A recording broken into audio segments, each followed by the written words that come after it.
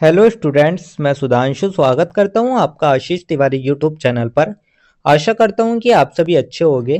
मैं इस चैनल के माध्यम से आप सभी के लिए लेकर आया हूं एक वीडियो लेक्चर सीरीज जो बेस आपके BA honours English, BA programme और बीकॉम के फर्स्ट सेमेस्टर के भारतीय राजनीतिक चिंतन में विचार ideas in Indian political thought subject की एक इम्पोर्टेंट किताब पर, जो कि आपका जेनरिक इलेक्टिव यानी कि आपका जीई का सब्जेक्ट है। तो स्टूडेंट, अगर आप ड्यू, सोल, रेगुलर या किसी और यूनिवर्सिटी से सब्जेक्ट पढ़ रहे हैं तो इस सीरीज आपके लिए बहुत ही उपयोगी साबित होने वाली है, क्योंकि इस सीरीज में हम हर चैप्टर को सिंपल भाषा में समझेंगे, इंपॉर्टेंट कॉन्सेप्ट्स को ब्रेक डाउन करेंगे और एग्जाम पॉइंट ऑफ व्यू से भी डिस्कस करेंगे। तो स्टूडेंट, अगर आप DU, SOL, regular, NCWEB and other किसी के भी सब्जेक्ट को समझना चाहते हैं आसानी से, तो चैनल को सब्सक्राइब जरूर कर लीजिएगा, वीडियो को लाइक कर लीजिएगा और अपने दोस्तों के साथ शेयर करना ना भूलें। एंड सोल से रिलेटेड डेली अपडेट्स के लिए आप सभी हमारा व्हाट्सएप चैनल फॉलो कर लीजिएगा। तो चलिए शुरू करते हैं।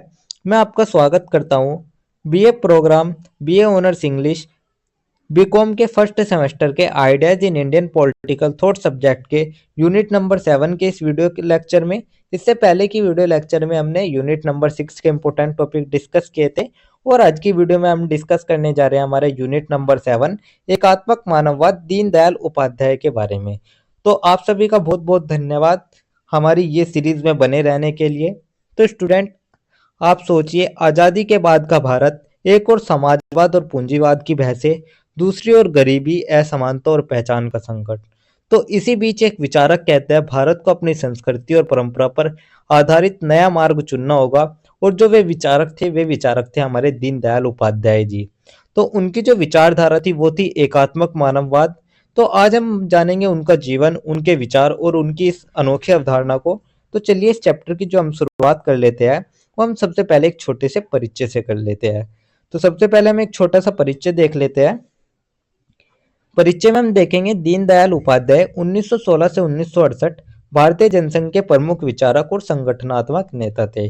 तो स्टूडेंट, जो हमारे दीनदयाल उपाध्याय जी का जन्म है वो 1916 ईस्वी में हुआ था और साथ ही उनकी जो मृत्यु है वो 1968 ईस्वी में हो गई थी।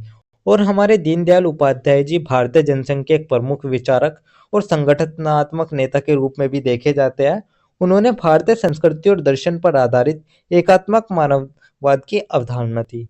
तो स्टूडेंट, उन्होंने जो हमारे दीनदयाल उपाध्याय जी है उनको एकात्मक मानववाद के जनक भी कहा जाता है, क्योंकि जो भारतीय संस्कृति और दर्शन पर आधारित एकात्मक मानववाद है उसकी अवधारणा हमारे दीनदयाल उपाध्याय जी ने ही दी थी। यह विचारधारा भारतीय समाज, राजनीति और अर्थव्यवस्था के लिए स्वदेशी दृष्टिकोण प्रस्तुत करते हैं। यानी कि जो ये विचारधारा है, ये भारत को अपनी समस्याओं का समाधान अपने सांस्कृतिक मूल्यों में खोजना चाहिए, इस बात को हमें दर्शाती है। तो ये तो हमारा एक छोटा सा परिचय हो गया। परिचय के बाद जो हमारा नेक्स्ट टॉपिक आता है वो हमारा आता है मानवतावाद की उत्पत्ति और उसका विकास। तो अब हम बात कर लेते हैं मानवतावाद की उत्पत्ति और उसके विकास के बारे में। तो मानवतावाद यूरोप में पुनर्जागरण काल से विकसित हुआ है। तो स्टूडेंट, जो मानवतावाद है यानी कि जो ह्यूमनाइज्म है, ये यूरोप में सबसे पहले विकसित हुआ। और यूरोप में ये जब विकसित हुआ जब वहां पर पुनर्जागरण काल चल रहा था। इसका मुख्य विचार था मनुष्य ही सबका केंद्र है।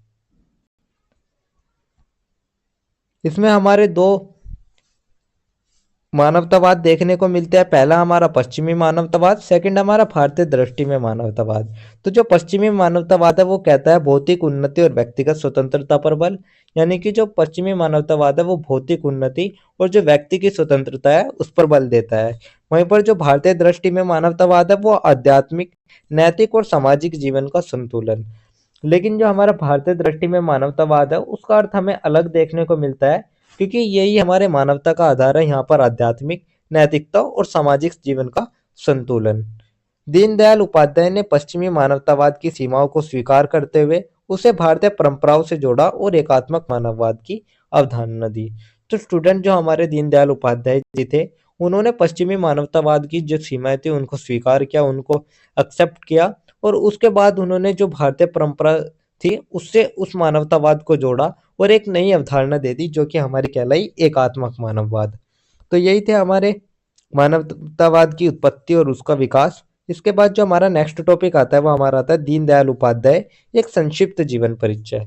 तो अब हम बात कर लेते हैं दीनदयाल उपाध्याय जी के एक जीवन परिचय के बारे में। जन्म 25 सितंबर 1916, मथुरा उत्तर प्रदेश।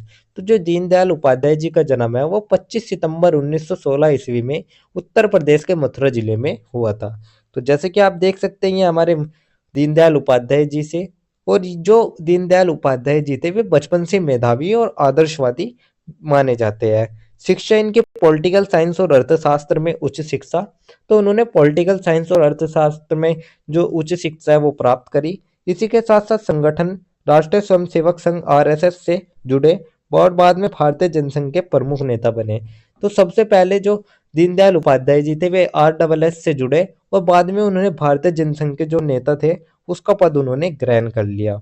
इसी के साथ साथ उनका क्या योगदान रहा है वो देख लेते हैं। योगदान उनका यही रहा कि उन्होंने एकात्मक मानववाद को राजनीतिक दर्शन के रूप में प्रस्तुत किया।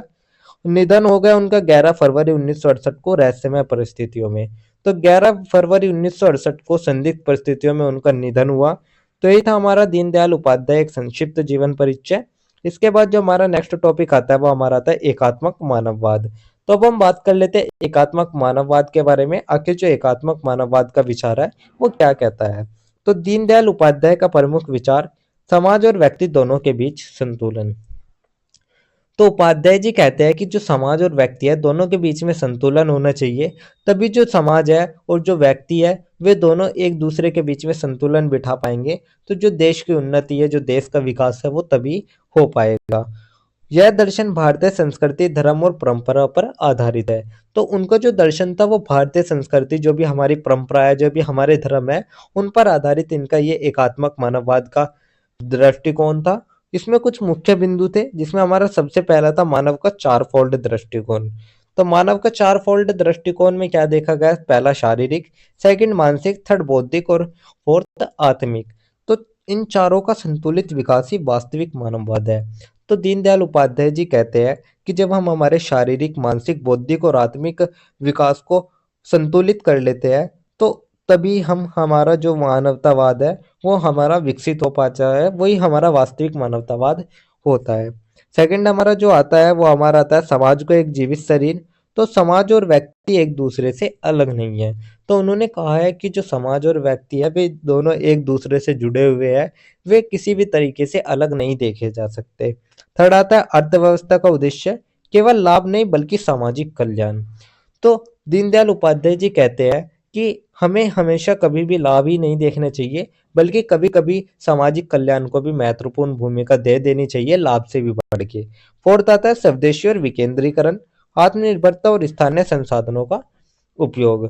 तो जो आत्मनिर्भरता और स्थानीय संसाधनों का उपयोग है वो करने के लिए हमारे दीनदयाल उपाध्याय ने जोर डाला है। फिफ्थ आता है हमारा पश्चिमी मॉडल की आलोचना। साथ ही उनका जो पश्चिमी मॉडल है, पश्चिमी मॉडल की उन्होंने आलोचना करी है। उन्होंने कहा है कि जो पूंजीवाद है वो शोषणकारी है, साथ ही जो साम्यवाद है वो व्यक्ति की स्वतंत्रता का हनन करता है, और जो एकात्मक मानववाद है वो भारतीय परंपरा पर आधारित तीसरा मार्ग इसका देखा जाता है। तो स्टूडेंट, यही थे हमारे कुछ मुख्य बिंदु जो कि हमारे एकात्मक मानववाद को लेकर थे। इसके बाद जो हमारा नेक्स्ट टॉपिक आता है वो हमारे पूरे चैप्टर का ओवरऑल एक छोटा सा निष्कर्ष आता है। निष्कर्ष में हम देखेंगे दीनदयाल उपाध्याय का एकात्मक मानववाद भारतीय राजनीति और समाज के लिए वैकल्पिक दर्शन है। तो स्टूडेंट, जो हमारे दीनदयाल उपाध्याय जी है उनका जो मानवतावाद है वो राजनीति और समाज के लिए एक विकल्प बन चुका है, क्योंकि इसमें मानव, समाज, संस्कृति और अर्थव्यवस्था के बीच संतुलन की जो बात है वो बहुत ही गहराई से की गई है। और ये जो विचार है ये आज भी अंत्योदय यानी कि समाज के अंतिम व्यक्ति तक कल्याण और स्वदेशी विकास की जो दिशा है वो हमें दिखाता है। यानी कि जो दीनदयाल उपाध्याय उन्होंने भारत को यही संदेश दिया है कि हमारे समस्याओं का समाधान हमें अपनी संस्कृति और परंपरा में ही खोजना होगा। तो यही था हमारा एक छोटा सा निष्कर्ष, जिसके साथ हमारी यूनिट नंबर 7 भी कंप्लीट होती है, और इसी के साथ हमारा ideas in Indian political thought subject का सिलेबस भी कंप्लीट होता है। क्योंकि इस सब्जेक्ट में हमारी टोटल 7 यूनिट थी जो कि मैंने आपको एक एक करके बता दी है। तो ये था हमारा ideas in Indian political thought subject का सिलेबस। अगर किसी भी स्टूडेंट को ये पीडीएफ या नोट्स चाहिए होंगे तो आप हमारा टेलीग्राम चैनल को ज्वाइन कर लीजिएगा, वहाँ पर आपको ये पीडीएफ या नोट्स मिल जाएंगे। एंड अगर किसी भी स्टूडेंट का किसी भी तरह का कोई भी डाउट या किसी भी तरह की कोई भी क्वेरी होती है तो आप हमारे कमेंट सेक्शन में या हमारे इंस्टा पेज को फॉलो करके भी पूछ सकते हैं। डेली अपडेट्स के लिए आप सभी हमारा व्हाट्सएप चैनल फॉलो कर लीजिएगा। और अगर आपको ये लेक्चर उपयोगी लगा तो वीडियो को लाइक करें, चैनल को सब्सक्राइब करें और अगले अध्याय के लिए तैयार रहिएगा जहां हम बात करेंगे अदर किसी सब्जेक्ट की। तो आप सभी का बहुत बहुत धन्यवाद। आपका दिन शुभ रहे।